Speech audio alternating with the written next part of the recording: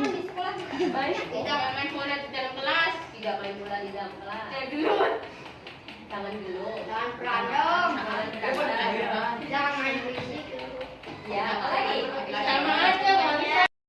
Kalau saya mendengar anak-anak bicara, Bu, boleh saya bantu?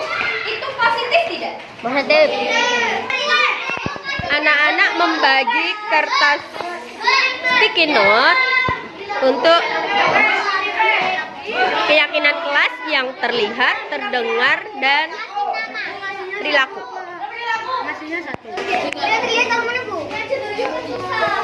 Terdengar paling atas, terlihat sini ya. Perilaku sebelah sana. Ayo, nanti warnanya harus sama. Itu damai kan di sini.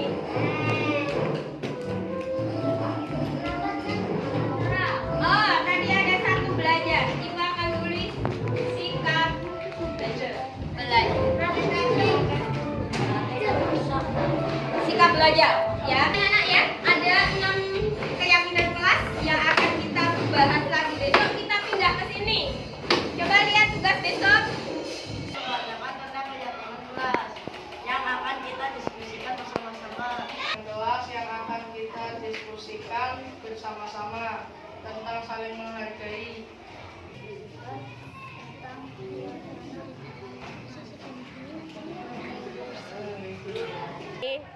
Tanggapan Fadil tentang keyakinan kelas yang kita buat bagaimana? Setuju, Bu. Kenapa?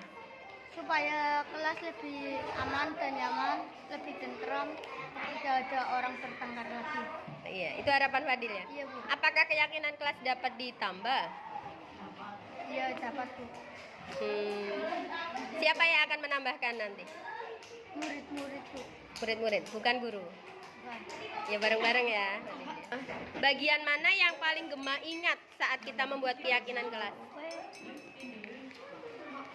Berperilaku. Di sini lang. Yang keras, Gema? Berperilaku. Oh, bagian tentang perilaku. Kemarin ikut membuat keyakinan kelas ya, bersama teman-teman. Iya. Bagian mana yang menurut Sekar paling menarik saat Sekar membuat keyakinan kelas? Bagian? Nah, kenapa menurut Sekar itu paling menarik? Karena menghargai itu saling satu sama lain, harus menghargai Bagaimana rasanya ketika kamu memimpin diskusi? Perasaannya gimana, Jibran? biasa aja. Deg-degan tidak? Ya, deg-degan sih. Ya. Keyakinan kelas apa yang harusnya Syukron penuhi? Sikap belajar. Berarti harusnya bagaimana? Katanya nggak terlambat. Datang tidak terlambat ya, Syukron. Gimana ini caranya biar Syukron tidak datang terlambat lagi? Gimana? Pakai alarm HP. Kamu mau pakai alarm? Syukron tadi masuk jam berapa? Jam 7 kurang 5 menit. Bagaimana caranya biar nggak telat? Pakai alarm HP. Alarm HP, HP-nya Syukron sendiri? Iya. Efektif nggak? Efektif. Jam berapa? Tadi bangun jam 4-an, sholat. Alarmnya jam 4. Ya, sholat bentar. Habis sholat tidur lagi. Terus alarm lagi? Iya, Bagus ya, berarti itu bisa dilanjutin nggak alarmnya? bisa. Bisa. Nanti lama-lama kalau udah kebiasaan nggak perlu pakai alarm. Kamu nanti akan terbiasa bangun pagi. Bagus, Syukron. Mengenai kasus kemarin sama Presya, kita kan sudah selesaikan ya. Iya. Gimana sekarang perasaan Satria? Masih ada yang mau diomongkan lagi nggak? Nggak ada. Yang keras apa? Nggak ada. Nggak ada. Sudah bombong apa masih ada ganjalan nggak? Udah bombong. Sudah bombong? Iya. Iya. Menurut Satria, penyelesaian kasus kita kemarin di kelas gimana? Apa itu memuaskan Satria atau masih ganjel gitu? Memuaskan. Memuaskan. Sekarang di kelas merasa aman, nyaman nggak? Iya, aman nyaman. Aman-aman. Presya, Ya. bagaimana keadaannya hari ini? Sehat. Keadaan kelas kita setelah kasus Presya sama Satria kemarin. Perasaannya bagaimana? Biasa aja. Biasa aja. Ada perasaan takut kejadian itu terulang lagi tidak? Enggak. Enggak. Kenapa? Karena ya udah kayak biasa aja. Udah kayak biasa saja, iya. Terus bagaimana sikap Presya biar kejadian ini nggak terulang sama Presya dan juga pada teman-teman yang lain? Yang penting jangan main fisik sama. Kalau cekak-cekan orang tua bisa dianggap bercanda. Iya. Tapi kalau main fisik enggak. Iya. Oke, jadi Presya merasa semuanya baik-baik saja sekarang? Iya.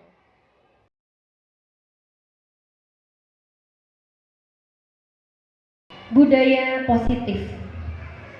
Apa itu budaya? Kenapa kok sampai disebut budaya? Jika pengetahuan positif, perilaku positif, sikap positif, hasil belajar yang kita harapkan dari murid, itu menjadi hal yang biasa dilihat, didengar, dilakukan.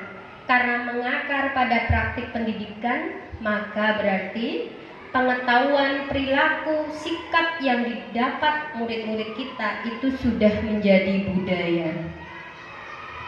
Budaya positif akan menjadikan murid kita dengan kepribadian yang mandiri, merdeka, dan bertanggung jawab atas segala pengetahuan, perilaku, dan sikapnya yang pada akhirnya dapat menciptakan lingkungan dan suasana belajar yang aman dan nyaman yang berpihak pada murid. Bagaimana menciptakan murid yang merdeka? Apa itu murid yang merdeka? Kita akan berpedoman pada pendapat Ki Hajar Dewantoro bahwa syarat utama untuk menciptakan murid yang merdeka adalah disiplin yang kuat. Disiplin yang kuat ini adalah disiplin yang berasal dari motivasi internal, bukan dari motivasi eksternal. Inilah paradigma pendidikan di Indonesia sekarang yang mau merubah paradigmanya. Jadi memang ini perlu usaha yang besar dari semua pihak, dari guru, dari pemegang kekuasaan, dan dari murid-murid kita. Contoh nilai kebajikan itu bisa kita lihat secara mudah ketika anak-anak mengucapkan Dasa Dharma Pramuka. Nilai-nilai kebajikan di sekolah itu ada profil pelajar, mereka menyadari inilah yang benar. Ini loh, memang saya harus seperti ini, memang saya itu harus belajar, memang saya harus menghormati teman, memang saya nggak boleh berantem, saya harus empati. Itu nilai-nilai yang harus tertanam ke anak. Mengapa kita belajar mengenai kebutuhan dasar? Karena biasanya anak-anak yang bermasalah itu karena ada kebutuhan dasar yang tidak terpenuhi. Sekolah kita akan menerapkan disiplin restitusi di posisi manajer, minimal pemantau, agar dapat menghasilkan murid, kembali ke tadi, murid yang bertanggung jawab, mandiri, dan merdeka. Mengharap kita bisa menjadikan diri kita dan murid kita ke posisi manajer, maka kita membutuhkan keyakinan kelas. Kalau tadi pemantau itu peraturan, maka kita akan bergeser. Kayak peraturan itu akan kita ubah ke keyakinan.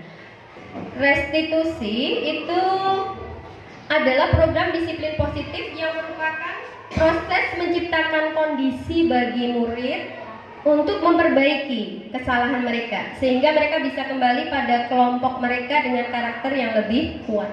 Jadi, restitusi adalah proses kolaboratif yang mengajarkan murid untuk mencari solusi untuk masalah mereka sendiri, membantu murid berpikir tentang orang seperti apa yang mereka inginkan, dan mereka harus memperlakukan orang lain seperti apa.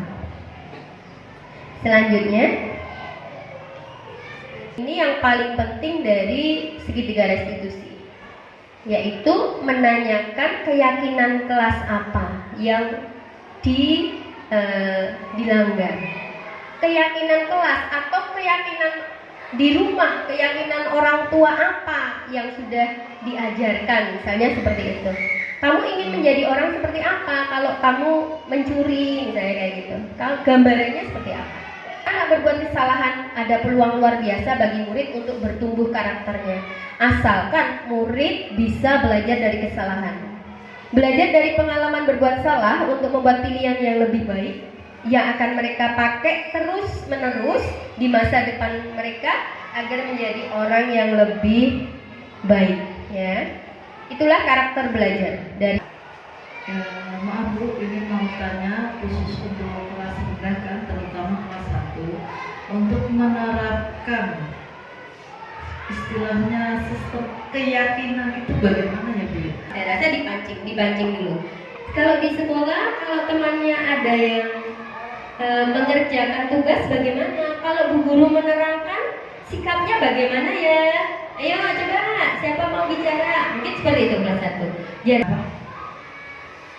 Posisi kontrol, ada penghukuman, ada pembuatan rasa bersalah, kemudian dengan teman, kemudian pemantauan dan syarat dengan manajer. Nah ini apakah dari ini nanti bisa diterapkan di masing-masing karakter anak? Apakah anak yang karakternya seperti ini harus dengan manajer, apa harus dengan penghukuman atau dengan yang lain? Ini apa kaitannya dengan karakteristik anak di tiap-tiap kepribadian anak itu? setiap kasus murid, kalau dilihat dari yang materi kita, itu minimal diharapkan kita itu menjadi pemantau dan diharapkan menjadi manajer dalam penyelesaian kasus. Kalau kita sebagai pemantau dan sebagai manajer, ketika anak berbuat salah dengan kita tidak harus buru-buru, pokoknya udah maaf-maafan, ayo salaman gitu. Tidak, tapi ketika kita ini nih, dengan masalah ini kita berharap anak-anak karakter tanggung jawabnya, gitu ya. Karakter tanggung jawabnya tumbuh. Assalamualaikum warahmatullahi wabarakatuh. Saya Emi Evandari, CGP Angkatan 5 dari SDN 090 Harjo Purnama. Di sini saya akan berbagi pengalaman di kelas saya dalam menegakkan budaya positif, khususnya untuk keyakinan kelas dan restitusi. Kelas atau sekolah itu akan selalu ada pelanggaran peraturan dan tindakan yang tidak sesuai dengan keyakinan kelas, karena memang ada kebutuhan dasar anak yang tidak terpenuhi. Keyakinan kelas sebagai rambu-rambu nilai pegangan masing-masing anak dalam bertindak dan akan mengarahkan semua pelanggaran yang terjadi. Nah, pelanggaran peraturan yang terjadi itu kembali ke keyakinan kelas.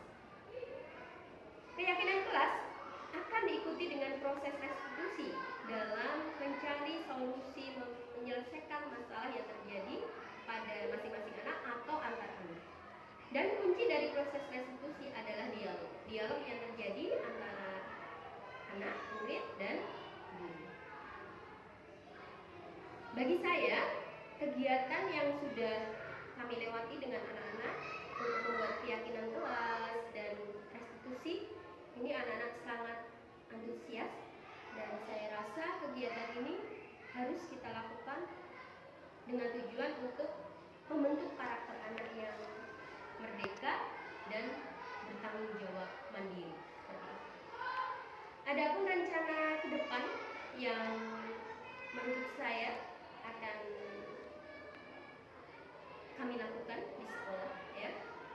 Kami ingin agar saya sebagai pribadi itu semakin terampil menggunakan proses restitusi untuk menyelesaikan masalah yang terjadi pada individu anak atau pada antar anak, ya.